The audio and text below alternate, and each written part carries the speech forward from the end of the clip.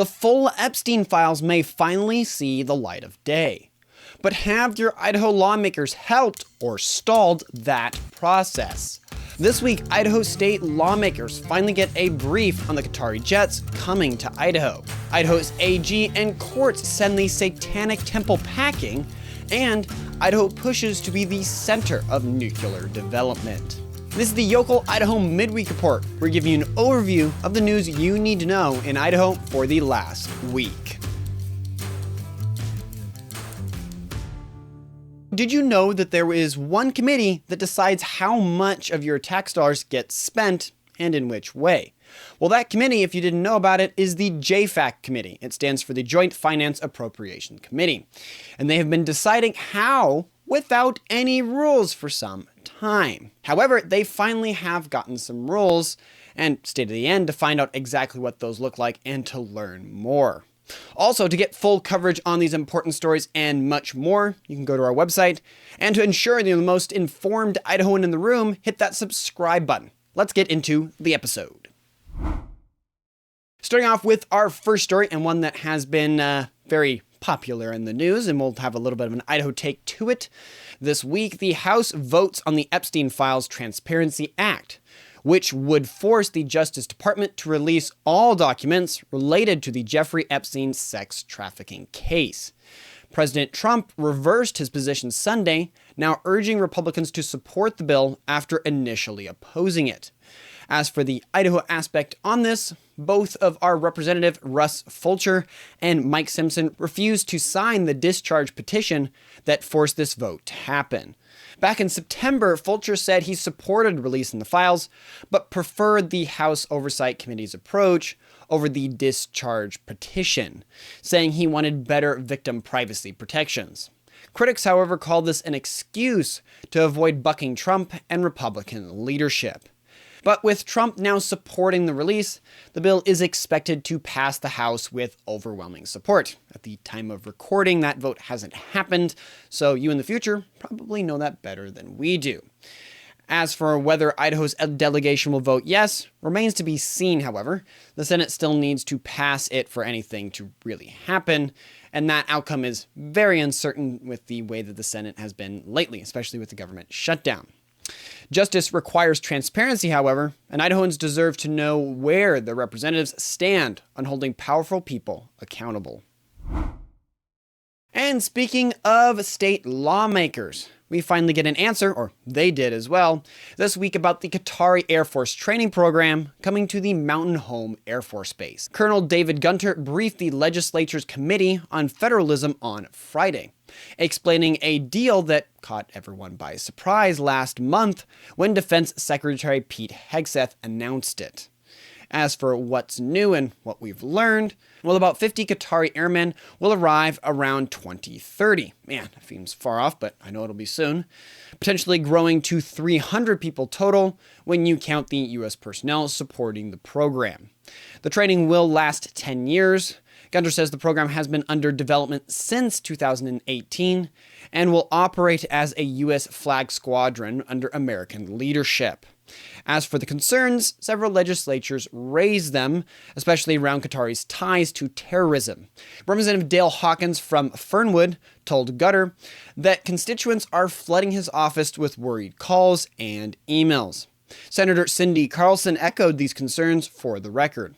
Gunter defended the program's security, however, noting that all foreign personnel undergo rigorous 30-day vetting and face restricted access to certain areas and information. He compared the joint training to football teams practicing together before game day. You get a chance to perform in combat when you're already training among allies. Senator Jim Risch reminded the committee that Qatari hosts a massive U.S. military base where American forces would operate if conflict erupts in the Middle East. Still, though, he did acknowledge that Qatar isn't a perfect ally. Did you know about Idaho's involvement in the Epstein files, or about the Qatari jets? If not, and you want to learn more about Idaho and stay informed, make sure to subscribe or follow us so you don't miss any of our future content. And speaking of another headline, this one a little bit older, you may or may not remember it, but it's good to put a nail in it. That'll make sense in a second. A federal judge just drove that nail into the coffin for the Satanic Temple's attempt to challenge our abortion laws. On November 10th, Chief U.S. District Judge David Nye dismissed this lawsuit with prejudice, which just means they can't bring it back or amend it. Case closed. The Satanic Temple first sued Idaho in 2022. Man, that seems just like yesterday. Arguing that our pro-life laws violated their religious freedom and constituted various constitutional violations. We'll see about that. They claim abortions are part of their religious practice, and that our laws took away pregnant women's property rights and subjected them to slavery. Man, that's a bit strong. Judge Nye, however, called these arguments, quote, absurd and outlandish, end quote. After the temple appealed to the Ninth Circuit, the case returned to Judge Nye, who wrote that their claims were trying, quote, to fit a square peg into a round hole, end quote. The judge found that the temple lacked legal standing and that their constitutional arguments simply did not work. In conclusion, Attorney General Raul Labrador celebrated the decision, stating that our pro-life laws protect both mothers and unborn children, and that the court affirmed these protections are constitutionally sound. The Satanic Temple's spokesperson said they plan to refile when they find a pregnant plaintiff. I don't know why, that just seems a little odd. But this decisive ruling makes clear that Idaho's laws stand on firm legal ground. And kind of going back to DC/Washington, Alex Adams continues to make us proud in Washington. Just weeks after the Senate confirmed this Idaho leader to serve as Assistant Secretary to Family Support at Health and Human Services, he's already challenging states that discriminate against good families who want to foster kids. Specifically, talking about those letters, he has sent them to 5 states, namely New York, Vermont, Illinois, California, and Washington, demanding they stop excluding potential foster parents who refuse to affirm false gender ideologies. These states currently require foster families to support confused teenagers and pursuing hormone treatments and surgeries instead of receiving real help. Meanwhile, loving families who believe in biological truth and what we just used to believe like 5 seconds ago are getting shut out of the system entirely. Now, as for why this matters, well, these kids have nowhere else to go. They deserve families who will provide stable homes and honest care, not government-mandated affirmation of their confusion. Adams has also launched a new White House initiative led by the First Lady, Melania Trump, to expand resources for foster youth and keep children with their families whenever possible. Trump even presented Adams with a pen after signing the executive order. It is encouraging to see someone who served us well here in Idaho now bringing that same commitment to protect vulnerable children on the national stage.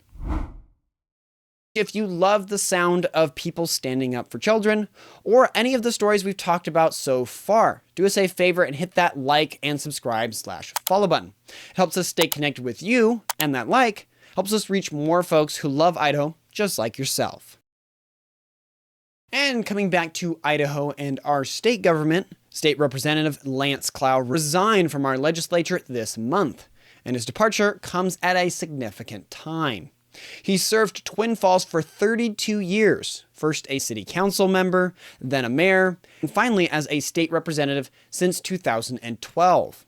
As for the reason of his resignation, Clow cited health challenges, as he's turning 78 next month, rather than serve as what he is called a lame duck during the upcoming legislative session.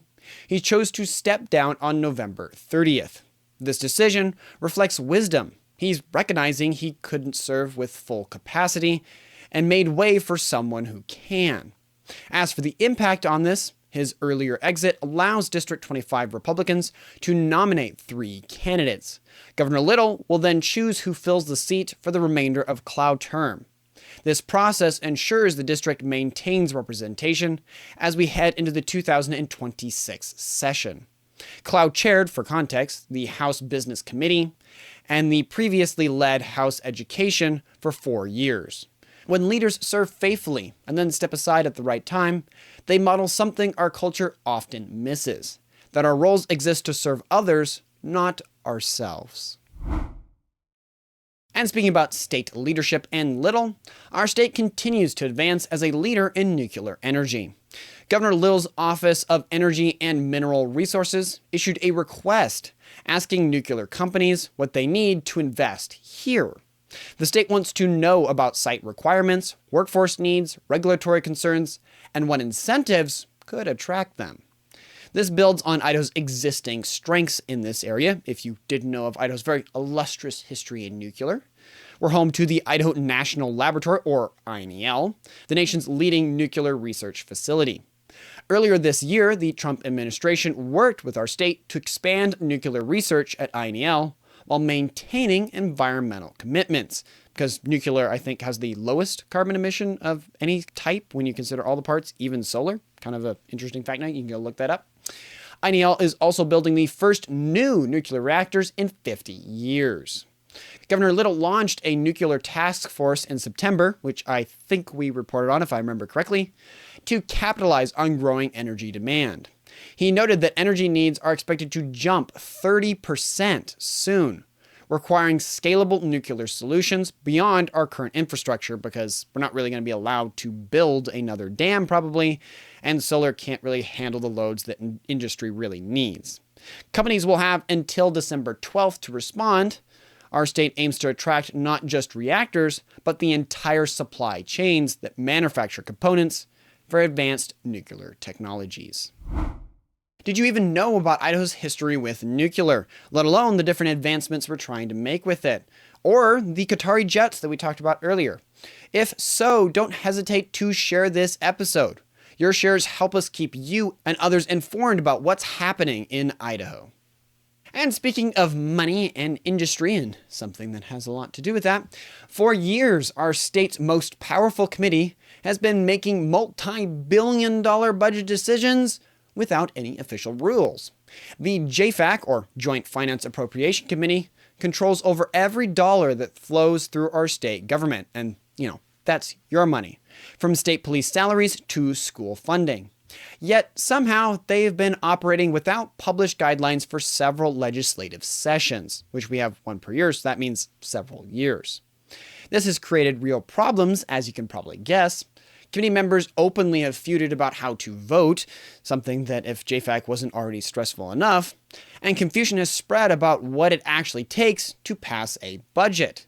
It got so bad that at one point last March, the co-chairs didn't even have a written script to guide them through the procedures. So they just winged it, as one does. But that changes this month. Senator Scott Grow and Wendy Horman, who co-chair JFAC, announced new formal procedures. The biggest change? It now takes a simple majority of members present to pass a budget, instead of requiring 6 votes from each member no matter what. Chairmanship will also alternate daily between Senate and House leaders. These rules will guide the committee until the full legislature adopts formal joint rules, which lawmakers hope happens when the 2026 session begins in January. We are just around the corner from crazy season in Idaho. And coming to our last story and our fun one of our largest amusement parks, yes, we have those in Idaho, is about to change hands. Silverwood Theme Park in Athol, which the Norton family has operated for over 35 years, will be acquired by the Hershant Family Entertainment Corporation. The Georgia-based company owns nearly 50 attractions across North America, including Dollywood and Silver Dollar City.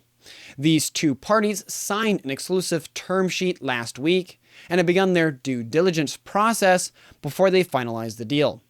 Interestingly, Hershant made an earlier offer in 2023, which the Norton family declined at the time. For those of you in northern Idaho, Silverwood is probably a very familiar landmark, and you know exactly what I'm talking about. But for those of us in the southern part of the state, it is the largest Northwest theme park, featuring over 70 rides, slides, and attractions, including the beloved 1950 steam engine train and Boulder Beach Water Park. CEO Andrew Wexler called this, quote, more than a business transaction. It's the continuation of a legacy, end quote. The company's track record with family-friendly parks suggests Silverwood will remain true to its roots while potentially seeing new investments and expansions. And speaking about investments, I need to invest in my future and get a little bit more rest. So I'll have to let you go, but thank you for listening to the entire report. I sincerely hope you found it enjoyable and valuable. If you like the Midweek report, make sure to check out our other content on our website. Also, if we missed any important points or provided incorrect information, please feel free to reach out to us via email or by tweeting us at LocalYocalIdaho on Twitter. With the small team we have, we're not able to cover everything, but we do our best to cover the most interesting and important stories. Thank you for your continued support and assistance. That's all for now. I wish you a fantastic rest of your week. Godspeed.